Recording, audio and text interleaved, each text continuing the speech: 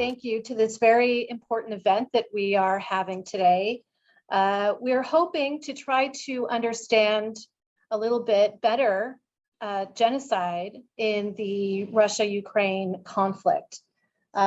Before I begin, I just want to acknowledge that as part of Loyola Marymount University's recognition of our history, location, and relationship to the indigenous communities in Los Angeles, we acknowledge the Tongva peoples as the traditional land caretakers of Tovangar, the Los Angeles Basin and Southern Channel Islands, and the presence of LMU on this traditional, ancestral, and unceded land.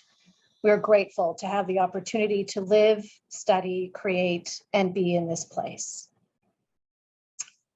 Tragically, accusations of genocide, a crime characterized by its special form of intent, which is the intent to destroy in whole or in part a national, ethnical, racial, or religious group as such, lie at the heart of this terrible conflict in Ukraine.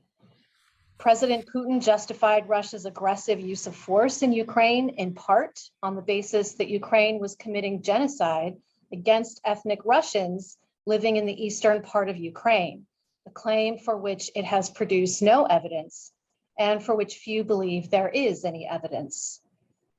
Ukraine strenuously denies Putin's allegations, and on February 27, just 3 days after the war began, itself instituted proceedings against Russia at the International Court of Justice under the UN Genocide Convention, claiming a right not to be subjected to false allegations of genocide, and that the aggressive use of force in order to prevent and punish such alleged genocide against Russians itself violated international law.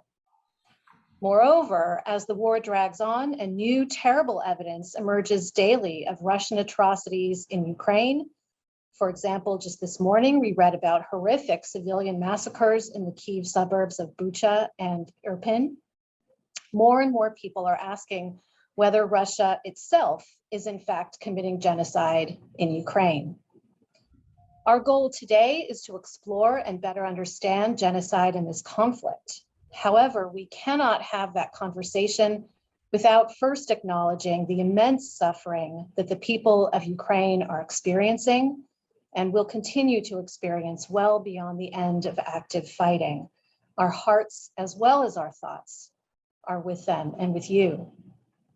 Here to help us with the discussion are several renowned experts, Chimène Keitner, Alfred and Hanna Fromm, Professor of International Law at UC Hastings College of the Law, Donald Bloxham, Richard Paris, Professor of History at the University of Edinburgh, Michael Bazyler, Professor in 1939 Society, Law Scholar in Holocaust and Human Rights Studies at Chapman University School of Law. He will be joining us very shortly and will be acting as a commentator. And then finally, we are very honored to be joined by two very special guests, direct from Krakow, Poland. We have Yarema Kondratyuk, managing partner of Kodary, a law firm in Lviv, Ukraine, and Szymon Gostynski of Gostynski Partners in Krakow. Thank you all very much. Links to your full bios will be posted in the chat. We hope to save time for audience questions at the end, so any of you that do have questions, please post them to the Q&A at any time. Okay, now, so first, Yarema and Szymon, let me turn to you. If you would please give us some indication of what is the current situation on the ground as you are experiencing it and as people that you know are experiencing it. Can you tell us what are you seeing and hearing? What may not be evident or available in the international news coverage of this conflict that you can share with us? So maybe we'll start with Yarema, and he can briefly tell us about the situation in Ukraine, and then I'll try and in a few sentences add what's going on here in Poland also, what we're seeing. Hello everyone, thank you. It's my honor to to have a possibility and opportunity to bring a small input to this very important event. To be short, first note I would like to raise is not from the ground, but it's from the Ukrainian understanding of the situation, is that events of 24th of February in Ukraine are not recognized as a beginning of the war, because according to Ukrainian legislation, the war have begun much earlier in 2014. This was recognized by the law accepted by the parliament in 2015, which have started from invasion to Crimea and eastern parts of Donetsk and Lugansk regions. So the recent events from February this year are recognized like a full-scale invasion into Ukraine. At the moment, situation is still critical. The information flow is, although very difficult, especially from the cities and territories which are under occupation at the moment, or temporary occupation as it's recognized by Ukrainian law, or active war territories. It's still floating from there, not only from the official sources, but also through the private channels, like any kind of possible communications using different messengers, phone contacts, where it's still possible. So evidences of what is happening are quite often more faster coming to private persons, and then after only through the media and official sources. Of course, Ukrainian government is trying to keep the information flow also on the official level, and quite often every morning we have an official statements of how things are and what is happening on this and other territories. At the moment, the most critical places, the most critical territories in Ukraine are still the city of Mariupol, which is under the siege, and it's most probably also the most difficult place to receive information from. The recent information, terrible, horrific facts, which we all probably from the media could have experienced from Bucha, Irpin and Vorzel, which are the territories which are at the moment free of Russian army invasion. There is the places where we can have an access, so we can see those evidences, those terrible things which were happening there during the Russian army was at the place. But the opposite to that, we are not able to receive such a detailed information from Mariupol, where most probably the situation is much worse. The second difficult place is Kharkiv and Kharkiv region, where it's still under active bombing and active on-land invasion. And the third place is Chernihiv. But now we are talking, this is the example of bigger cities. Chernihiv is north of Kyiv, where also a part of territory is freed at the moment, but still the city is under big destruction. In Mariupol and Chernihiv, especially in Mariupol, but not only, also in some smaller cities in south and east, people are already by weeks without electricity, heating, gas, communications. They have a medieval conditions of life, no access to a fresh water, food. No possibility to leave the city.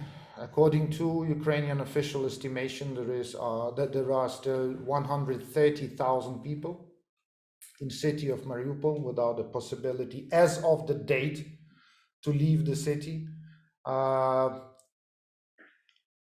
Corridors, which are humanitarian corridors, which are created for possibility to leave, unfortunately don't work well, as far as they are shooted and bombed by the invader. So for the moment, we can't say there is a safe way to leave those territories.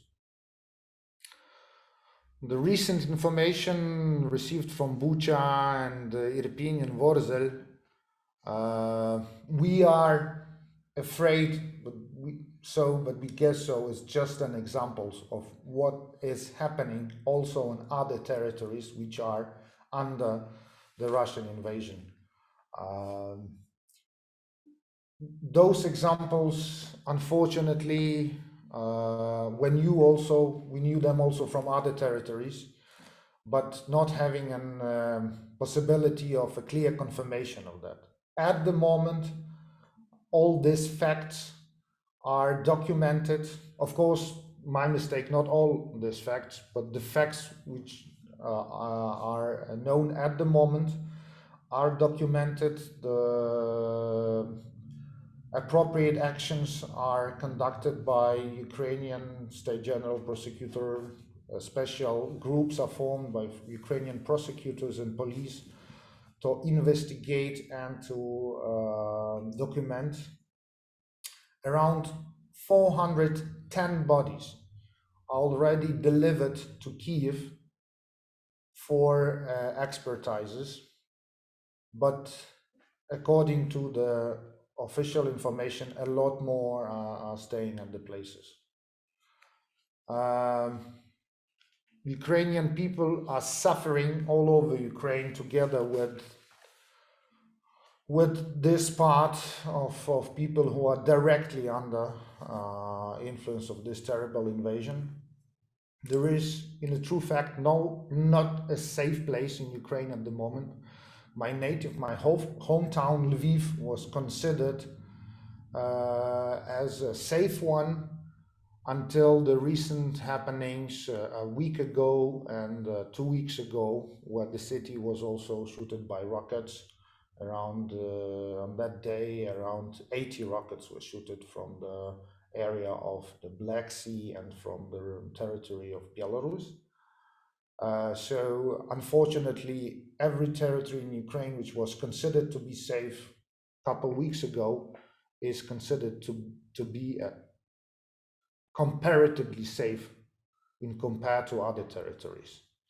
So if we say there are around 25% of the territory of Ukraine at the moment being on the ground invasion, there is still no safe place at the other territories because the air is not closed. So the airstrikes and other bombings are depending on the territory from time to time happening. If we talk about southern and western parts, the territory of Kherson, which is a big region neighboring to Crimea, there Russian forces are trying already to implement a police regime and influence the local functionaries, local education and hospital functionaries to undertake the management and to accept the ruling of the new regime which is trying to be introduced there. And in this reference, I would just only like to note that we are admiring our people who are fighting and standing strong in front of all these terrible things, still not only fighting by arms, but also trying at least to conduct meetings, peaceful meetings, demonstrations, and simply refusing to undertake a new so-called ruling. And most probably the consequences, what we can see on the territories which are freed from the invaders' army at the moment, are a payback for not accepting the new ruling. I will try to save the time. More things most probably are known from the media, and I will be ready to answer any kind of question which will go on this remark. I don't know, should I also bring a short note about the Ukrainian domestic legal framework for accountability? Hundreds of the criminal cases are started. I think we are close to thousands soon about the war crimes, what are happening at the moment and what took place from 24th or even earlier. To bring a comment to your introduction, Dr. Shach, I should say that me personally, persons I know or I have any relation to have ever evidenced or heard about any violations from the side of the Ukrainian army or Ukrainian functionaries or Ukrainian people with respect to claimings what Russia have grounded their special, as they call it, a special army operation. Opposite to what's happening from the side of the Russian forces at the moment. I will only bring the, according to Ukrainian Criminal Code of Ukraine, Article 442, foresees the general formulation of genocide. It doesn't differ from the one which we have in the convention 1948, so I will not repeat it. It foresees punishment by imprisonment for 10 to 15 years or life imprisonment. The latest happenings from the side of General Prosecutor of Ukraine is that she is considering, Mrs. Venediktova is considering a possibility to qualify what's happening right now as genocide. I will just bring a short citate. I look at it from the point of view of possibility of qualifying as a genocide. The whole city, this we mean Mariupol, is held hostage. People are without water, without food, without heat. It is impossible to leave. Convoys trying to leave are shot. This is a city from which adults and children have been deported. More than 2,000 children, as we know for the moment, are deported already from the city of Mariupol, and more than 15,000 adults, between which also possibly children are there.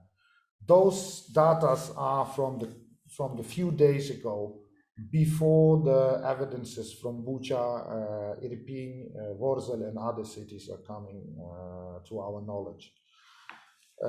So, trying to summarize shortly, unfortunately, it seems like we have faced conscience action, which can be qualified as genocide, which can be confirmed also from the tactic which the invader have chosen in this intervention. Most of the things which Russia is blaming Ukraine, claiming it to do, like bombing civil objects, killing civilians, other violences. This is actually the actions which we are right now witnessing from the side of the invaders' army. So with this logic, having an understanding that the acts of genocide, being as a ground for the army, so-called special army operation, being announced and blamed from the Ukrainian side, in the true fact was considered as the one which will most probably take place from the side of the intruder.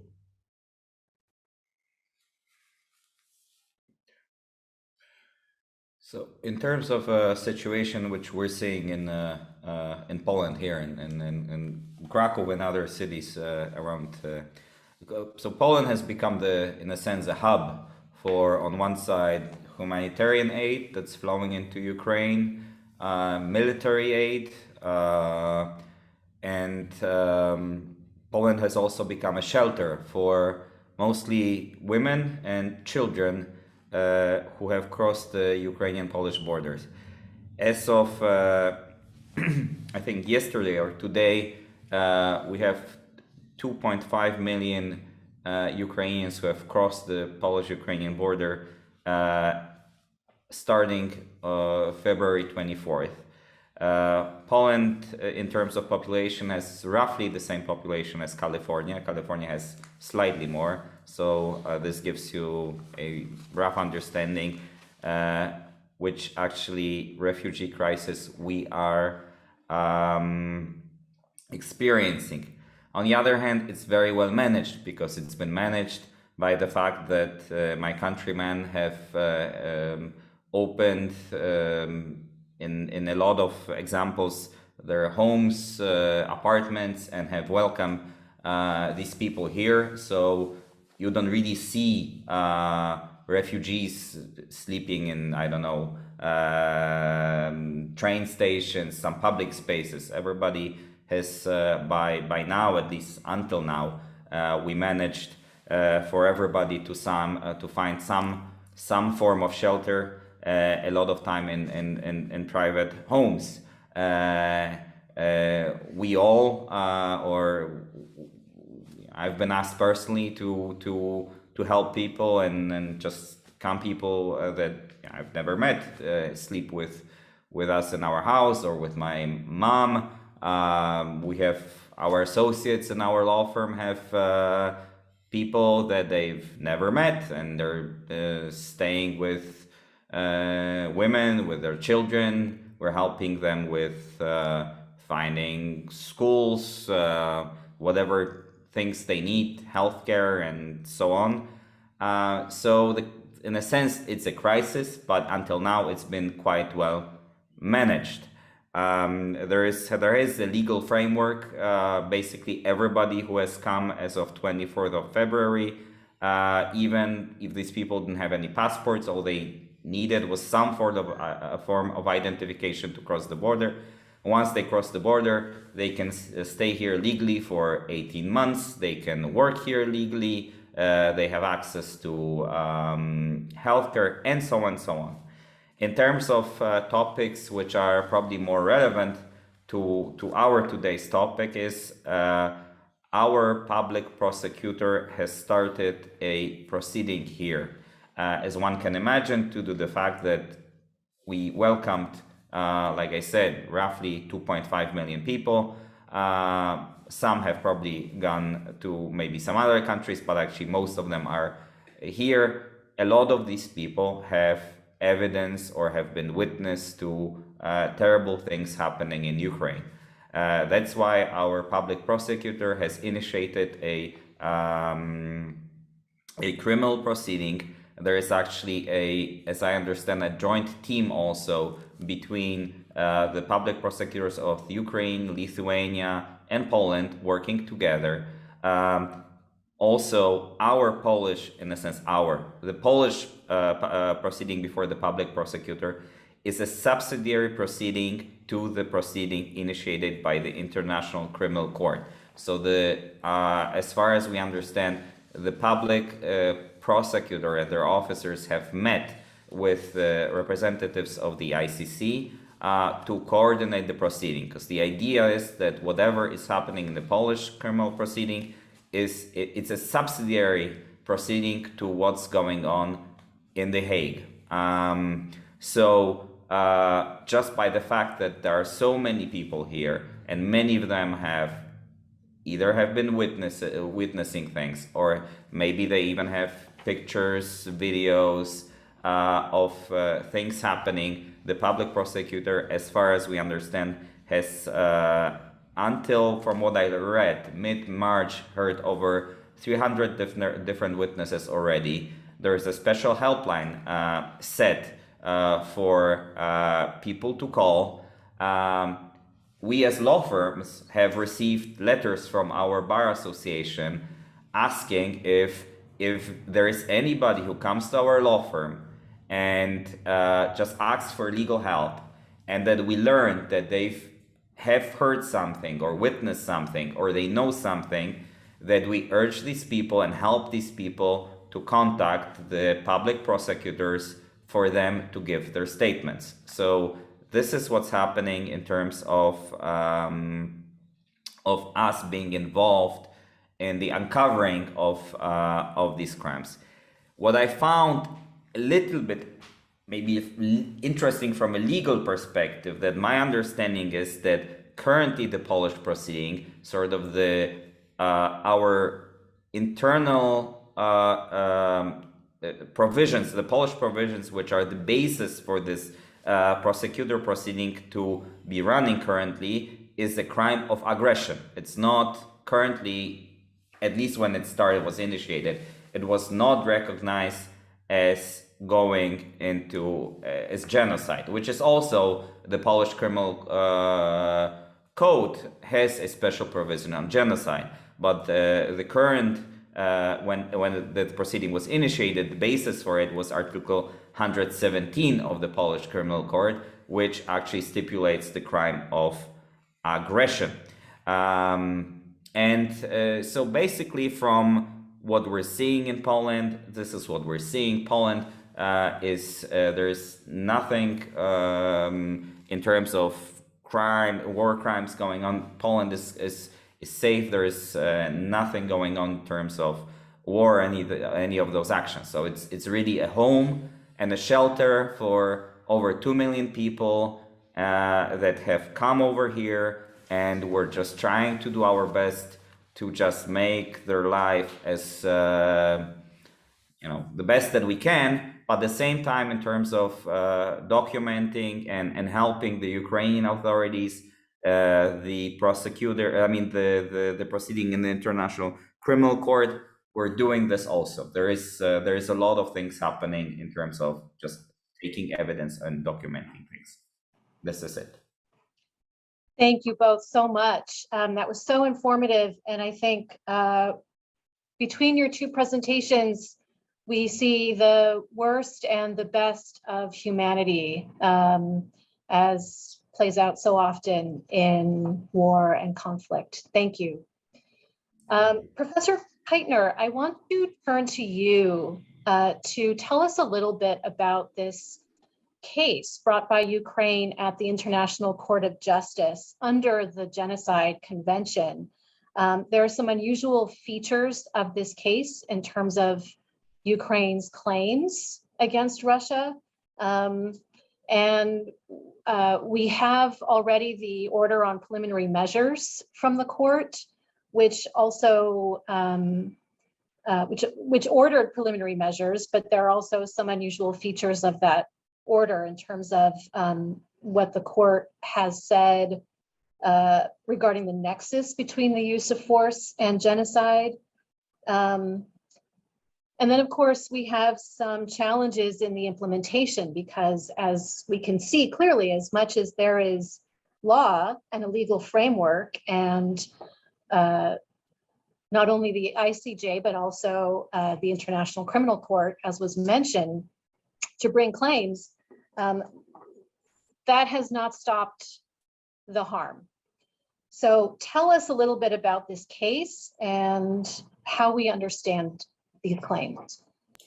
Sure, thank you so much. And we are at a law school, and so of course we're going to put a legal framework, as your guests already have started to do. But as we've discussed before, it's what I'm finding is this tension between, on the one hand, understanding things as a lawyer, as an international lawyer, following the proceedings that are going on, as you mentioned, in the International Court of Justice, the investigations that the ICC, the International Criminal Court, is engaged in, and yet the scale of human suffering and that is going on, as we speak, is so enormous that I just wanted to take a moment to acknowledge that I find it hard to get my mind around that. But I will talk law for a bit, acknowledging that law has proved at the moment, sadly, incapable of restraining the action of both Vladimir Putin and the commanders and troops that are executing these crimes. But hopefully it could provide a measure of accountability, at least in the longer term. So we've heard about the criminal law side, the prosecutions that will occur in Ukraine, that it sounds like will occur in Poland and perhaps other countries as well. And then we've heard reference to the International Criminal Court. And so for those listening, I think it's important just to distinguish for a moment between the International Criminal Court, which does sit in The Hague and was created by a multilateral treaty that came into effect in 2002, from the International Court of Justice, which is the judicial arm essentially of the United Nations dating back to 1945. Both of them, I think, have an important role to play. And since you've asked me to talk about the ICJ, I'll just start off by reminding everyone that the ICJ is not a criminal court. It does not hear cases against individuals. What it does is adjudicate disputes between states.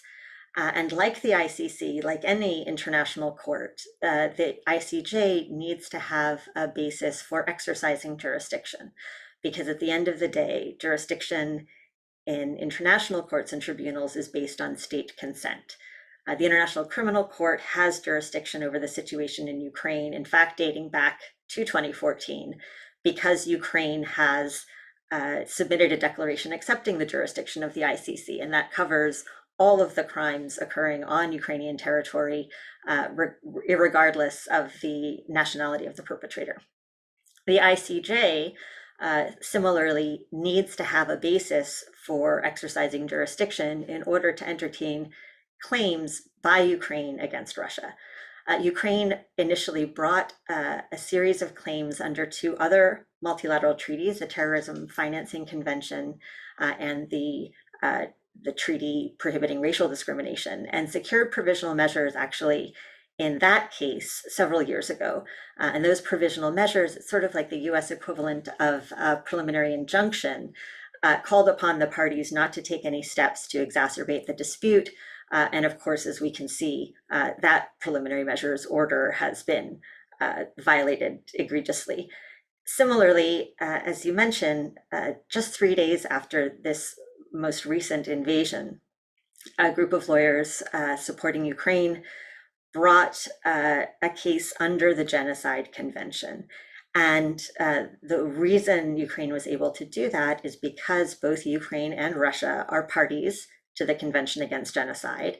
And the convention has a provision in it providing the ICJ with jurisdiction over disputes that arise under the convention. Now, at the time, and again, events are happening so quickly, the Ukrainian team did not allege that Russia was committing genocide. There was language to the extent that they were perhaps engaging in genocidal acts or acts that had a sort of genocidal character, but there were no allegations of direct commission of genocide. Rather, as you mentioned, the jurisdictional hook was the fact that if you look at Russian rhetoric leading up to the invasion, there were pervasive references to this pretextual charge against Ukraine of committing genocide. And Yarema, if I may, I've been thinking exactly the same thing that you said, that Russia has a pattern of essentially telegraphing its intentions by characterizing or fabricating allegations against others. So we've seen, for example, in the UN Security Council, Russia saying, oh, well, Ukrainians are bombing civilian targets. And here we saw, again, really extensive, documented in the pleadings to the ICJ, extensive allegations of genocide. So what Ukraine has said is that these allegations are essentially an abuse of the Genocide Convention, that the Genocide Convention does not provide a legal basis to use force to counter genocide, which, as you mentioned, is not occurring, was not occurring at the hands of Ukrainians, but nonetheless was very much a part of the pretext that Russia used to invade. And that misuse of the convention created a dispute under the convention that would give the ICJ jurisdiction. And the requested provisional measures actually asked the ICJ to order Russia to cease any military operations that were based on this pretextual rationale of genocide. The order that the court actually entered does not have that limitation. It orders Russia to cease these operations, full stop. And in fact, although the Russian and Chinese judges did not join that part of the provisional measures order, all of the judges joined the part of the order that calls upon the parties not to take any steps to exacerbate the conflict. So that's where the case stands now. Ordinarily, after a provisional measures phase, there would be what we call a merits phase. And unfortunately, what is starting to look more and more likely is that a merits phase might well involve allegations by Ukraine against Russia for committing genocide. And I know our other experts will speak to that. The only thing I'll add at this juncture is if we think about the core international crimes, war crimes, genocide, crimes against humanity, and the crime of aggression, it appears to me, and again, I have nothing other than publicly available information, but Russia appears to be engaging in certainly war crimes, crimes against humanity, and the crime of aggression. And I think increasingly what we're seeing out of these occupied territories is a factual predicate that is entering genocidal territory. Genocide is not a worse crime than any other international crime. Targeting civilians itself is deplorable. Whether or not we characterize something as genocide, again, I don't think makes it more serious than the crime against humanity or persecution. I believe the Polish president today did characterize Russian acts as genocide. President Biden has consistently characterized them as war crimes, and he stuck to that characterization when asked this question about genocide today. But unfortunately, the situation on the ground seems to be getting worse and not better, and these legal frameworks are certainly applicable.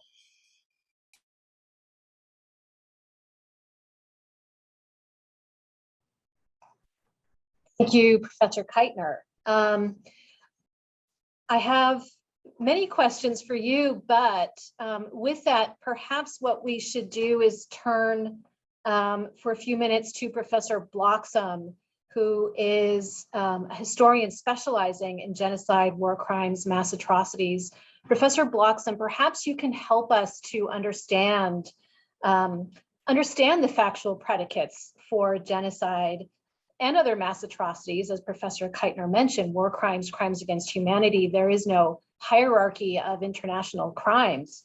But how do we understand the facts that we are seeing here? And I think in particular, given the narrowness of the definition of genocide, the requirement for the special intent to destroy, how do we think about that special intent with regard to this conflict? Thank you. Can you hear me? Great. Thank you very much. Well, thanks for introducing me as a historian. In a way, that's a disclaimer, because while I have some historical expertise, I'm not an international lawyer, and I'm not an expert on history of Ukraine or of Russia. So anything I say should be taken in that context, really. I think you're right to think about some of those issues of factual predicates. And my position broadly is that of our previous speaker, that one shouldn't fall into the trap of hierarchizing fundamental transgressions of international humanitarian law. It's possible to get just as long a sentence for a war crime or a crime against humanity as for genocide.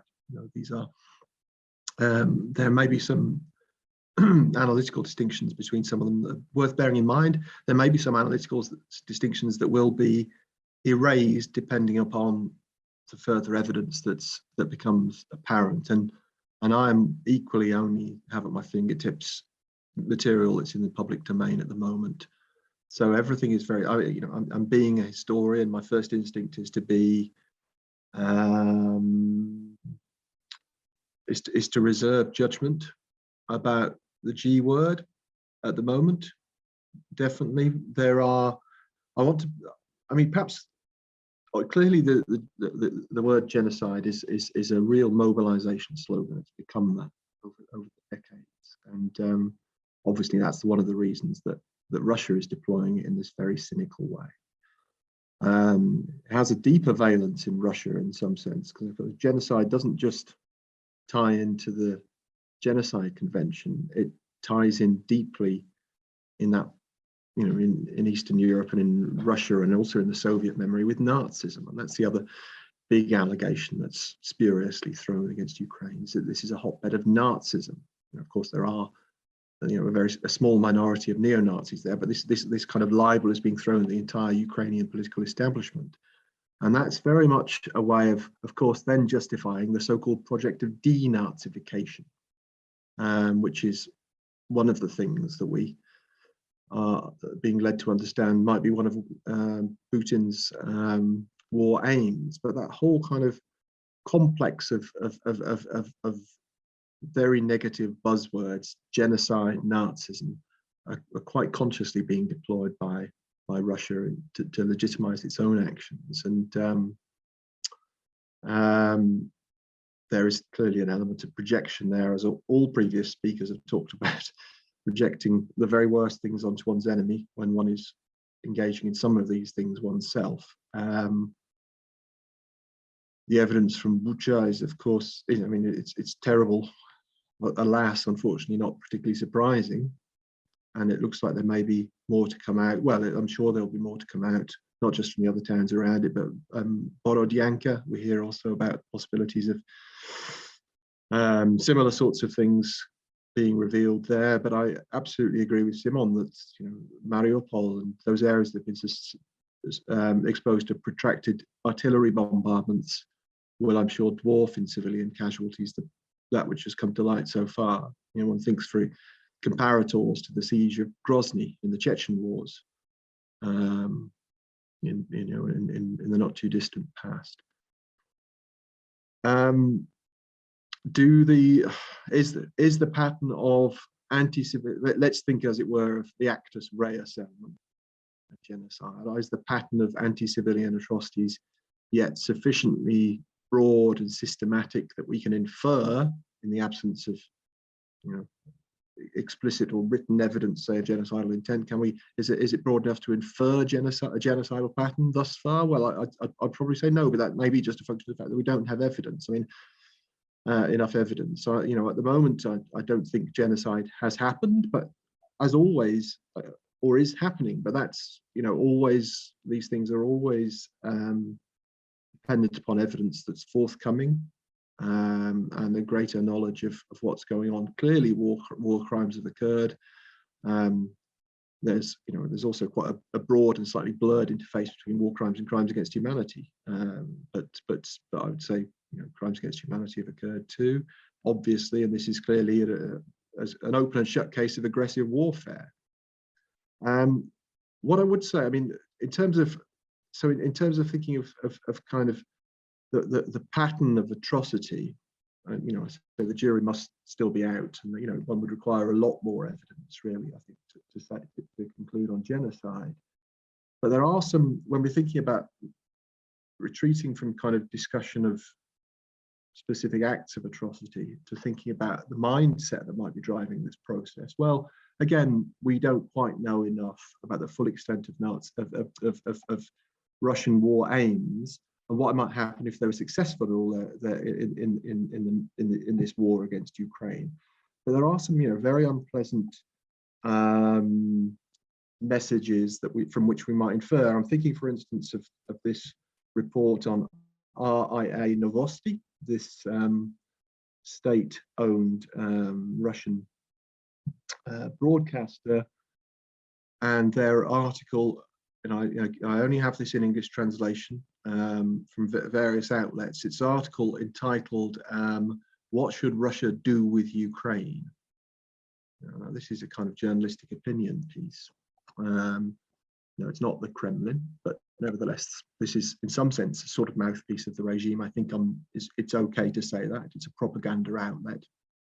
And in this article that's widely available on the internet in translation, it's called, and for those of you who want to look it up, it's called, again, "What Should Russia Do with Ukraine?" It does talk extensively about, it begins again with this idea of denazification as the justificatory principle for a kind of radical removal of the Ukrainian political elite, and even mentions de-Ukrainianization or de-Ukrainization, which has a sort of clear kind of cultural, politico-cultural character to it in terms of changing the nature, as it sees it, of significant parts of the Ukrainian population, based on alleged political affinities, with Nazism as the kind of key tying in term there. Now, this is not a manifesto, apart from its references to liquidation of the elites, it's not itself a manifesto of violence. There might be all sorts of things that are directly flow from it that are violent consequences, but it's principally a manifesto of the kind of, it talks very frequently about denazification. What it has in mind clearly is a sort of massive political re-education, and it's building on the idea of the precedent of denazification in Germany. Of course, this is a spurious comparison. That's the power again of this imagery, using the idea of denazification as a kind of way of, partly as a justification for breaking up the Ukrainian state into various bits, and partly as a kind of sense of a kind of political re-education for significant parts of the Ukrainian population, as well as obviously draconian acts of other sorts. Now, again, I don't know how much to read into that in terms of how this does reflect, the kind of agendas of the very highest policymakers who might act, were they to prevail in this conflict. All I'm thinking about that from the perspective of kind of genocide, a genocide historian who isn't prepared to say, yeah, this is genocide, and I still think we're quite a long way from that, but thinking about sorts of mindsets that might be involved, not just in the kind of physical acts of destruction, but also in the mindsets of what's involved in kind of, I don't know,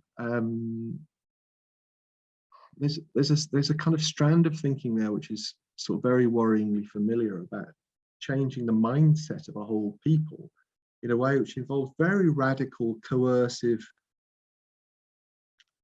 agenda against kind of Ukrainians as such, and yeah. So again, yeah, as I say, I don't buy that we're at the genocide stage yet. It may never get there, or depending on the evidence, I might revise my opinion. But at the moment, from the perspective of a genocide scholar, I'm increasingly less interested in saying, is this a case of genocide? Is that a case of genocide? There are many conflicts, I think, in history that have been as violent as this one, and haven't had, and have some similar characteristics, and we wouldn't call them genocide. Equally, though, a scholar of genocide should always be on the lookout for things that seem to have the potential, and it seems to me that this one, this might have the potential to be genocide. And in any case, even if it doesn't, that doesn't make it any less awful, even if it doesn't. Thank you very much.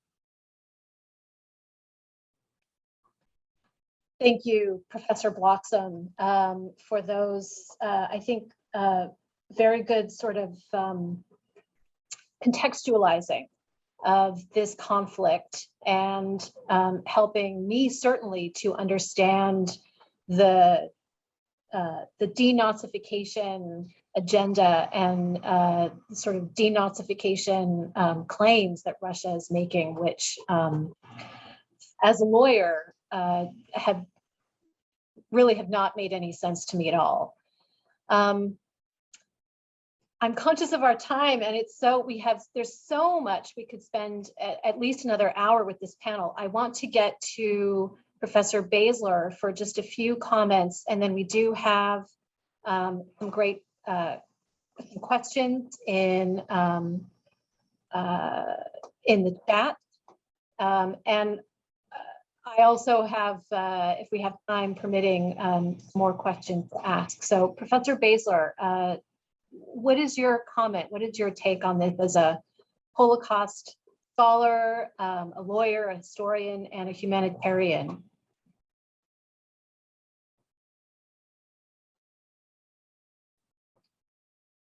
Are you there, Michael?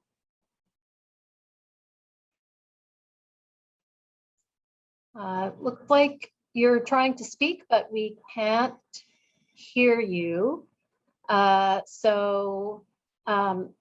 Since that is the case, hopefully we will get you back. But since that is the case, I wanted to pick up on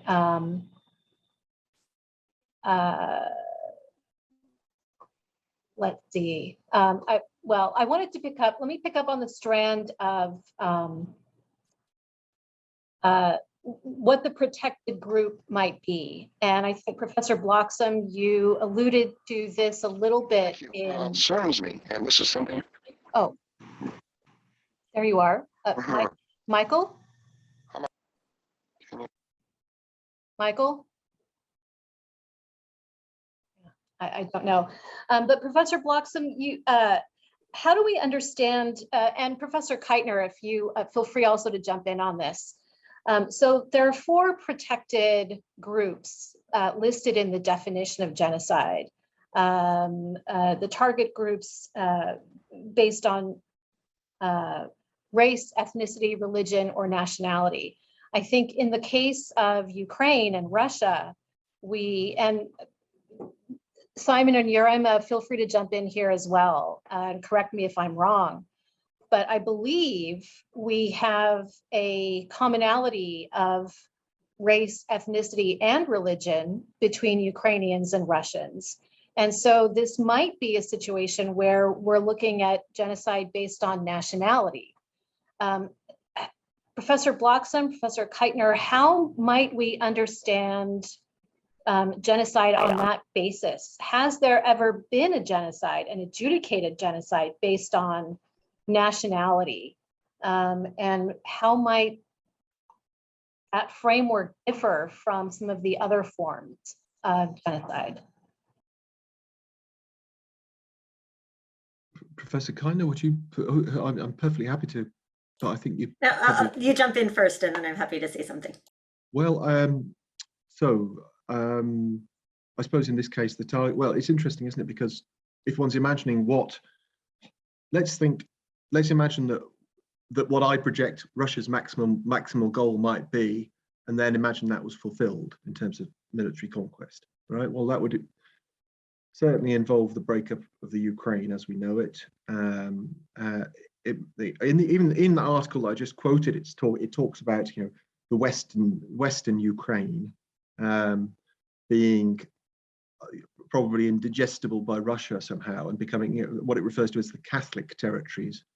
I don't know if Szymon and Yarema would agree to this, not being part possibly of a Russian-ruled or dominated Ukraine, and therefore, the predominantly Orthodox and territories being and with not especially, but not just those with Russia as primary language, but those who as being kind of subsumed within a kind of solidly pro-Russian entity, and whether it seems that whether that sort of part of the Ukrainian national group, which as the Russians might see it, are not really a proper national group at all, but are a sort of kind of little brother Russians who need to be brought back into the fold, and that as Russia would project this would be a sort of policy of kind of re-Russianizing people who should be Russian anyway and showing them the error of their ways.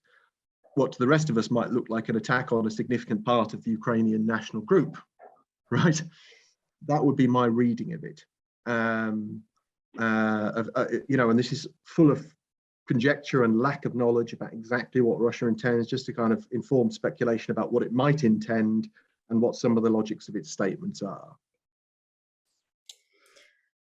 I'll be glad to hear if Michael is able to join us as well. I would just say, again, there's the fine-grained legal analysis, and then there's the common sense interpretation of what we're reading about, right? And the fine-grained legal analysis, I mean, some on the call might remember, it was Antonio Cassese was the lead rapporteur on a report involving Darfur and South Sudan, and whether or not we could characterize the acts there as genocidal because there were different tribes, not necessarily ethnic groups, and so on and so forth. And he ultimately came down on the side that this was a terrible crime against humanity, but not a genocide, with the caveat, of course, that one is not more horrific than the other. Again, taking a step back, it seems to me that nationality is in there for a reason. And when we hear rhetoric coming from the Russian leadership that Ukraine does not have the right to exist as a country, it sounds awfully genocidal to me, again, on this sort of just common sense basis. But of course, as Donald points out, when we're proving something in a court of law, there's a lot more slicing and dicing that goes on with, I think, the big picture, just sheer horror of the situation needing to be kept in mind, regardless of the label we put on it. I don't know if you can hear me now. Yes, we can. Yes, Okay. please, Professor. Just a few brief comments. I see here the beginning of a new round of international criminal prosecutions, very similar as in the aftermath of the Rwandan genocide and what happened in former Yugoslavia. And I just want to remind everyone, we're talking here about individual criminal responsibility. And what we have right now is also a very vast body of case law issued by the ICTR and the ICTY as to what constitutes genocide, what is the mens rea required, war crimes, and crimes against humanity. And at some point when the conflict ends, there are going to be perpetrators from Russia, either the death murderers or the people on the ground. They're going to make their way, to other parts of the world, and those people need to be caught and they need to be prosecuted. And existing mechanisms already exists, whether in Germany, or in Italy, Ukraine, or anywhere else with these individuals. So I wonder whether in the future, anytime someone comes from Russia, and I'm not just pointing to Russia, as the accusatory tone, but just picking a word play and says, what did you do during the war? Where were you? How were you involved? And you see history repeating itself, where you've got individuals who participated in the mass murder during the Holocaust and during the other atrocities post-war, being brought to justice. And it is my hope that while the international mechanism of law has not stopped these atrocities, that eventually these individuals will see their day in court.